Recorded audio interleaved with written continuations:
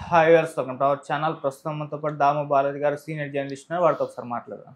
Sir నమస్కారం sir. నమస్తే. Sir, Jaganmohan Reddy గారు నిన్న అసెంబ్లీకి వచ్చి జస్ట్ ఒక 10-11 నిమిషాల నుండి వెళ్ళిపోవడం, వాకౌట్ చేయడం మనం చూసాం సార్. దీని పట్ల తీవ్రమైన విమర్శలు ఆయన మీద వచ్చినప్పటికీ ఇది ఆయన వ్యూహం ప్రకారమే చేశారు, ఆయన రఘురామకృష్ణరాజు గారిని దెబ్బ కొట్టడానికే చేశారని కూడా మాట్లాడుతున్నారు. మరి ఆయన ఏ వ్యూహం కొద్దీ అసెంబ్లీకి వచ్చి వెళ్ళారు? అండ్ ఇంకోటి ఏంటంటే సార్, ఆయన ఒకసారి వస్తే సరిపోదు, ఇంకోసారి కూడా రావాలి, అనర్హత వేటు పడకుండా ఉండాలని కూడా చాలా మంది చెప్తున్నారు. మరి ఇంకోసారి రావాలా? మరి జగన్మోహన్ రెడ్డి గారు వచ్చే అవకాశం కనిపిస్తుందా సార్? ఇప్పుడు జగన్ది అసెంబ్లీకి హాజరు పైన విపరీతమైన చర్చ నడుస్తుంది. యాక్చువల్గా తెలుగుదేశం వాళ్ళు ఒక ప్లాన్ వేశారు. అదేంటంటే జగన్ కానీ అసెంబ్లీకి రాకపోతే జగన్ని డిస్క్వాలిఫై చేయొచ్చు అన్నదాన్ని బయటికి లీక్ చేశారు. రఘురామకృష్ణరాజు, తర్వాత చింతకాయల Ayyanna Patrudu, speaker and deputy speaker ఇద్దరు కూడా మాట్లాడారు. జగన్ 60 వర్కింగ్ డేస్ కానీ అసెంబ్లీకి హాజరు కాకపోతే జగన్ని డిస్క్వాలిఫై చేస్తాం, పులివెందులో ఉప ఎన్నికలు వస్తాయి, పులివెందులో ఉప ఎన్నికలు వస్తే నేనే ఇన్ఛార్జిగా ఉంటానని కూడా డిప్యూటీ స్పీకర్ రఘురామకృష్ణరాజు అన్నాడు. సో దాంతో ఒక్కసారిగా వాతావరణం వేడెక్కింది. జగన్ని డిస్క్వాలిఫై చేసేస్తారా ఏంటి అనేది చర్చలకు వచ్చింది. దాన్ని ఎదుర్కోవడానికి జగన్ అది డిస్క్వాలిఫై అవుతామా లేదా కోర్టుకు వెళ్తామా, ఉప ఎన్నికలు జరుగుతాయా అనేది పక్కన పెడితే మనం ఎందుకు ఆ ఛాన్స్ తీసుకోవాలి, అది రేపొద్దున ప్రజల్లో చర్చ జరుగుతుంది. ఇతను అసెంబ్లీకి రాకపోవడం వల్లే మేము చేయాల్సి వచ్చిందని వాళ్ళు చెప్పుకుంటారు. అది మంచిది కాదు, లేదంటే ఉప ఎన్నికలకి వెళ్తే మంచిదే కావచ్చు. కానీ ఈ ప్రజల్లో ఒక వ్యతిరేకత వస్తుంది. ఉప ఎన్నికలకి వెళ్ళాలంటే కూడా ఏ అంశం మీద వెళ్ళాలనేది ఇంపార్టెంట్. నువ్వు డిస్క్వాలిఫై వెళ్తే జనాల్లో నీకేం సింపతి రాదు. సో అప్పుడు ఉప ఎన్నికల్లో కూడా మెజార్టీ, ఒకవేళ జగన్ గెలిచినా మెజార్టీ తగ్గిందంటే జగన్కి అది ఇబ్బంది. అందుకని జగన్ ఇవన్నీ ఆలోచించి ఒక ఎత్తుగడ వేశాడు. ఆ ఎత్తుగడ ఏంటంటే గవర్నర్ ప్రసంగాన్ని, సభకి వెళ్ళి గవర్నర్ ప్రసంగాన్ని వ్యతిరేకించి బయటికి రా. మామూలుగానే ప్రతిసారి బడ్జెట్ ముందు గవర్నర్ ప్రసంగం జరిగినప్పుడు ప్రతిపక్షాలు గవర్నర్ ప్రసంగాన్ని వ్యతిరేకించడం, ఆ ప్రతులు చించేయడం అనేది వెరీ వెరీ కామన్. మన రెగ్యులర్గా అసెంబ్లీ సెషన్స్ ఫైవ్లో అందరికీ ఫాలో అయ్యే వాళ్ళకి అందరికీ తెలుసు. ఇక్కడ కూడా అదే జరిగేది. ఇక్కడ కూడా గవర్నర్ ప్రసంగాన్ని గతంలో బీఆర్ఎస్ వ్యతిరేకించింది. ఇది మామూలుగా జరిగేది. వ్యతిరేకిస్తారు, వాకౌట్ చేస్తారు, అవన్నీ జరుగుతాయి. అదే పద్ధతిలో చేశారు. మామూలుగా అయితే తెలుగుదేశం ప్లాన్ ఏంటంటే జగన్ ఎలాగైనా అసెంబ్లీకి రప్పించి జగన్ అరాచకాల మీద చర్చ పెట్టి జగన్ని ఇబ్బందుల్లోకి పెట్టాలనేది తెలుగుదేశం ఒక ఎత్తుగడ వేసింది. ఆ ఎత్తుగడని జగన్ అర్థం చేసుకొని ప్రతిపక్ష హోదా ఇస్తేనే నేను వెళ్తాను, లేకపోతే వెళ్ళనన్నాడు. ప్రతిపక్ష హోదా మీద చర్చ జరుగుతుంది. అంటే 11 మంది సభ్యులు ఉంటే ప్రతిపక్ష హోదా ఇవ్వచ్చా లేదా.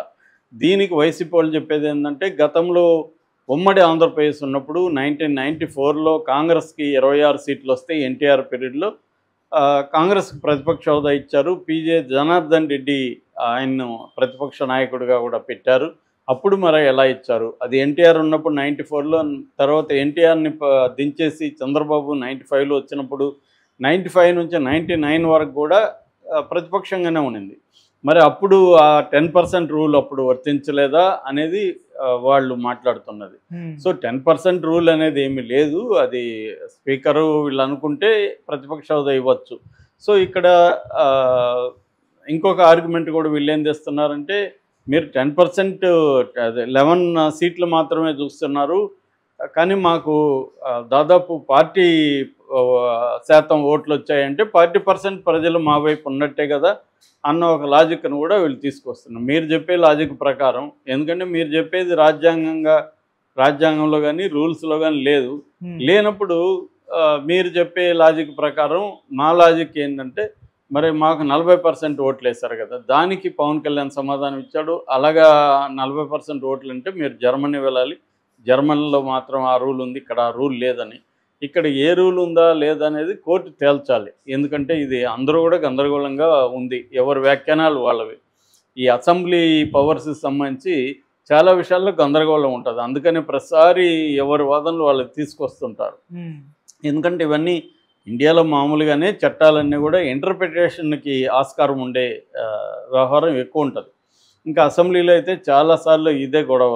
వాళ్ళు ఒకటి చెప్తారు, వీళ్ళు ఒకటి చెప్తుంటారు, పైన స్పీకర్ ఒకటి తీసుకుంటారు.